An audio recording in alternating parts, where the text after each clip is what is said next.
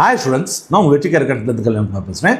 இந்த வீடியோவில் நம்ம cut off wise minimum mark, அதாவது தமிழ்நாடு இன்ஜினியரிங் கவுன்சிலிங்கில் நீங்கள் கலந்து கொள்ளணும்னா உங்களுடைய மினிமம் மார்க் வந்து கம்யூனிட்டி வைஸாக எவ்வளோ எடுக்கணும் அப்படின்றத பார்த்துடலாம். சரிங்களா? நேரடியாக வீடியோக்குள்ளே போகிறதுக்கு முன்னாடி நம்ம சேனலுக்கு இப்போ தான் வந்திருக்கீங்க, நம்ம சேனலை சப்ஸ்கிரைப் பண்ணிங்கன்னா இந்த வீடியோ உங்களுக்கு யூஸ்ஃபுல்லாக இருந்துச்சுன்னா உங்கள் ஃப்ரெண்ட்ஸ்க்கு ஷேர் பண்ணுங்கள். சரியா? ஸோ ஒருவேளை நீங்கள் HSC அகாடமிக் ஸ்ட்ரீமில் படிச்சிருந்தீங்க, அதாவது நார்மல் ஸ்ட்ரீமில் படிச்சிருந்தீங்கன்னா பொதுப்பிரிவு ஜென்ரல் கேட்டகரியை பொறுத்த வரைக்கும் நீங்கள் 45% மார்க் எடுத்துக்கணும்.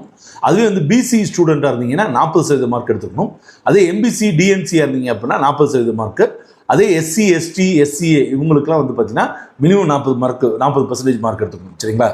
அதுவே HSC ஒகேஷனல் ஸ்ட்ரீமில் படிக்கக்கூடிய மாணவர்கள், பொதுத்துறை மாணவர்களுக்கு, அதாவது ஜென்ரல் கேட்டகரியில் வரவங்களுக்கு 45% மார்க்கும், அதே பிசி ஸ்டூடெண்ட்ஸ்க்கு 40% மார்க்கும், எம்பிசி அண்ட் டிஎன்சி மாணவர்களுக்கு 40% மாணவர்களும், SC STக்கு வந்து 40% மார்க்கும் வேண்டும். சரிங்களா? உங்களுடைய தகுதி மதிப்பெண்கள் வந்து எப்படி இருக்கும் அப்படின்னு கேட்டிங்கன்னா, கணிதத்துக்கு 100 மார்க், அதாவது கட் ஆஃப் மார்க்கை சொல்கிறேன், கணிதத்துக்கு 100 மார்க், ஃபிசிக்ஸுக்கு 50 மார்க்ஸ், கெமிஸ்ட்ரிக்கு 50 மார்க்ஸ், இப்படி கண்டுபிடிச்சி உங்களுக்கு என்ன பண்ணுவாங்கன்னா கட் ஆஃப் மார்க் கொடுப்பாங்க. சரிங்களா students? So rounding off marks அப்படின்றது உங்களுடைய பல விதமான கேட்டகரியை அனலைஸ் பண்ணி கொடுப்பாங்க. அதை நம்ம பின்னாடி இன்னொரு வீடியோவில் டீட்டெயிலாக பார்க்கலாம். சரிங்களா? அடுத்தது வீடியோவில் சந்திப்போம். நன்றி, வணக்கம், பாய்.